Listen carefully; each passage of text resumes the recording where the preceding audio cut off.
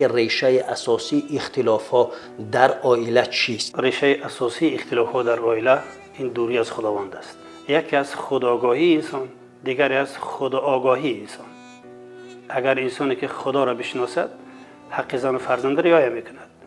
اگر انسان خدا را نشناخت در نفس خودش هم ظالم است، در نفس همسرش هم ظلم میکند و به بندوباری ها راه میدهد.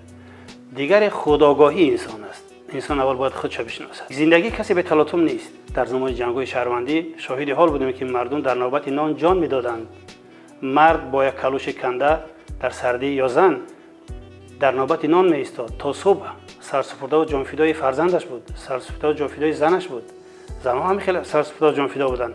نامی پراکندگی و طلاق را نمی گرفتند. در گذشته غریزه شهوانی یکی از عامل‌های اساسی جمع آورنده بین مرد و زن بود که اینا با هم می آمدند، یعنی نکاح میکردند و غریزه شهوانی از راه حلال برآورده میشد. امروز غریزه شهوانی از راه حرام پر شده است. اگر کسی که از نگاه معنوی بقوت باشد، توانمند باشد، در مقابل همه مشکلات مصائب دنیا که در کمین ایستادن به حساب است که کدام حادثه کدام روز رخ میدهد، در مقابل این با تکیه با پروردگار و آباد کردن جهان درونی انسان میتواند که سالم زندگی کند و برای زن توانمند و مثلا هنرمند و سرسپرده جانفدا باقی بماند. در همین زمینه مولانا میگوید شیر در جنگل اهل جنگل را جمع کرد و با اونا وعظ گفت، دستور و سفارش ها داد و چون نگاه کرد که بیگاه شده است گفت بچه‌ها اکنون شما آزاد باشین، من باید خانه برم، در خانه مرا انتظارند.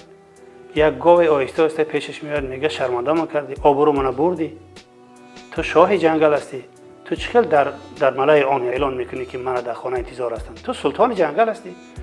گفت با شما عرض کردم که مرا در خانه انتظارن، یک شیر مثل خود مرا انتظار، نه یک گاوی مثل تو. معنا که به قدر این شیران خانه رسیدن در کار. اون بهانه است که اینش نیست اونش نیست، دخالت شخصی سیوم، اینا بهانه بیش نیستن. اگر جهان درونی انسان آباد باشد، انسان خدا داشته باشد، انسان علم داشته باشد و عقل داشته باشد، هزار آفت‌های در کمین ایستاده کیان عائله را ویران کرده نمیتوانند. و اکثر عائله‌هایی که پراکنده میشن سبب پوچ ماندن عقل هاست که علمی ندارند. جوانمرد کسی است که زنش رو تربیت میکند و جوانزن هم کسی است که شوهرش تربیت میکند. ببینید گاه همیشه از روی مثلا زندگی زنی خوب در دست مردی بیباک میافتد. بله. خب زنی نیکو به دست مرد بیباک فتاده گوهر در جای ناپاک. درست است. هدف این برآمدن از اینجا نیست. وقتی گوهر که در جای ناپاک افتید، خصلت گوهر پاک کردن است. صبر و تحمل باید پیشه کند. پرتاب رفتن هیچ وقت آیین جوانمردی نیست.